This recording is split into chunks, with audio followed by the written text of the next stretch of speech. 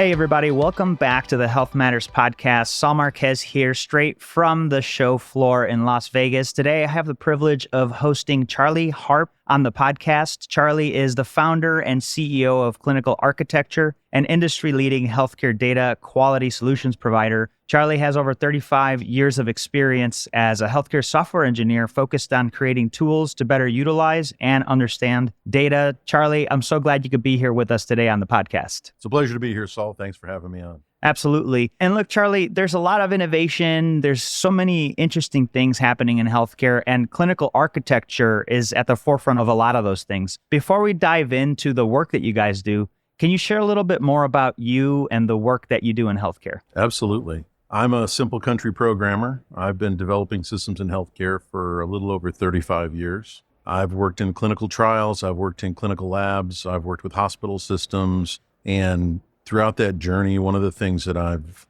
ran across was the fact that the way we deal with data has issues and it's not sexy. Mm-hmm. And so back in 2007, I decided to start a company called Clinical Architecture, who was responsible for what we called the plumbing of healthcare. My marketing team usually doesn't love it when I say the plumbing of healthcare, but to improve the quality, shareability, liquidity of the data. And that's essentially what we do at Clinical Architecture. We work with clients like the CDC and large IDNs like HCA to help them make the most of the data that they have and that they collect from all over healthcare. Thank you for that. And data is certainly an opportunity, right, for organizations to do more, but oftentimes it's not clean. It needs to be better interoperable. And so the work that you guys do is important. What are some ways that healthcare enterprises could determine their level of data quality and usability? Well, the hard way is by not having good results. And that leads us to some of the ways that are also kind of hard, but they're better than the hard way.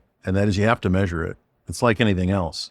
There's no easy trick to tell if the data quality is good or bad, because if you think about it, data quality is made up of millions and millions of patients' data, and each patient has thousands or hundreds of thousands of data points and reports. And so to be able to determine whether or not the data quality is good, you have to evaluate the data for each patient in the enterprise, which is a non-trivial exercise. It's a lot of work. And what kind of challenges are really kind of showing up for healthcare enterprises and implementing initiatives to improve their data? Well, I think the biggest challenge is that improving the quality of your data is a strategic endeavor.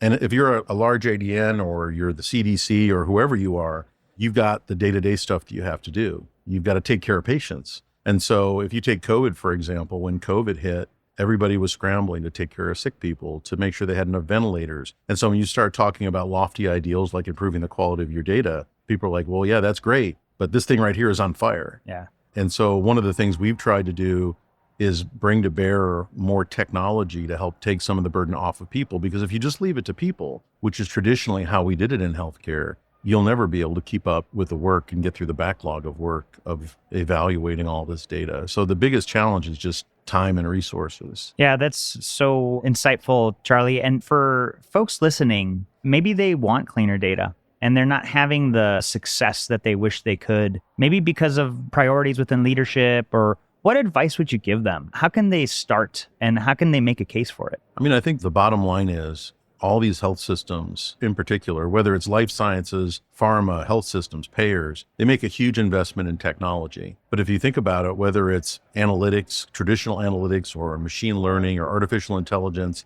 or even a large language model, if you put bad data into those systems, they're going to create bad output. And so you're making these huge investments.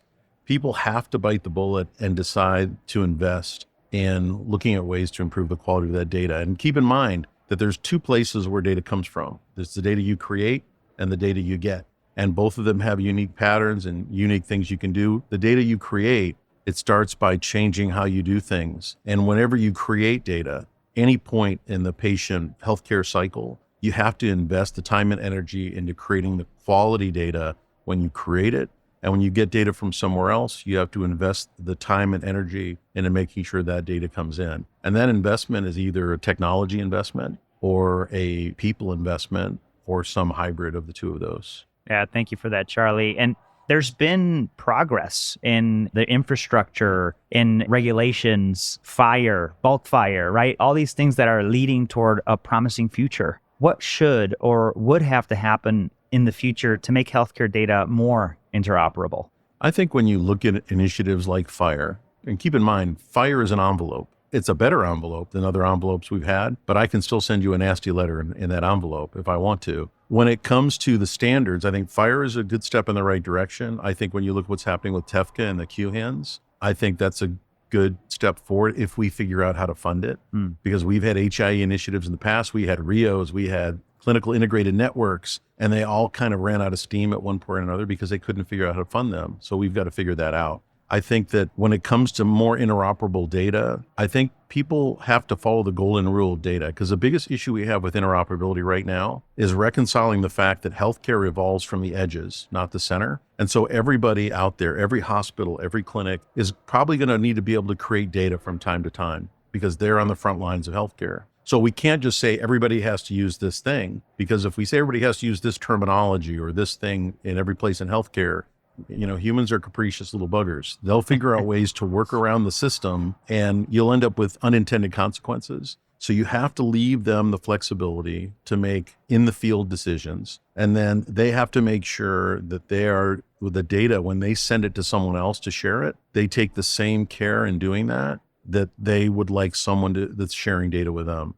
So I think it really just takes us to have awareness and have respect for the fact that the data is not just used for billing anymore. That somebody's life depends on the data that you're sharing.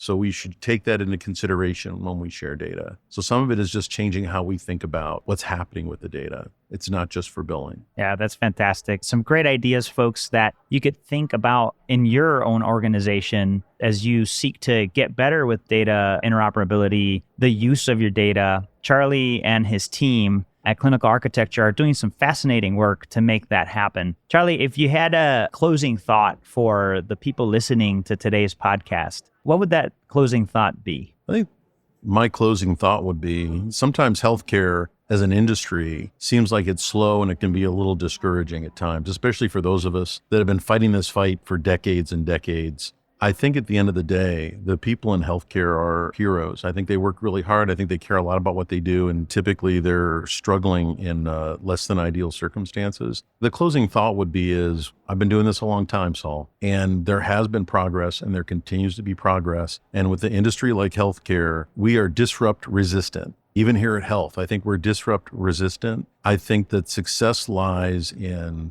deliberate incremental steps, and I think we're making those steps. So I'm optimistic. I think that we're moving in the right direction. We're starting to figure out that the data is important, which is, believe it or not, is kind of a new thing that I'm seeing in healthcare. Yeah. And so I'm excited about it. I think this is a very exciting time to be in healthcare. Thank you for that, Charlie. Really appreciate it. And oh, by the way, I wanted to give you a chance to share. You also have a podcast. I do. I have Tell us about it. InfoMonster podcast. It is not only a fantastic and entertaining podcast, but it's also a registered sleep aid. If you're trying to doze off and you're looking for some help, the dulcet tones of Charlie Harp and guests will be more than sufficient to aid you in that endeavor. Charlie, listen, those baritone notes would definitely be very engaging to anybody listening. And the level of expertise that you have is certainly something that I think everybody needs to consider. So folks, we will leave a link to Clinical Architecture, to Charlie's podcast. And by the way, if folks want to engage and learn more about you and your team and the services you offer, where can they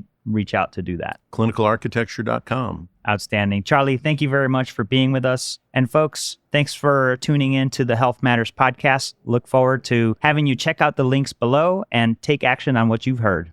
Thank you, Charlie.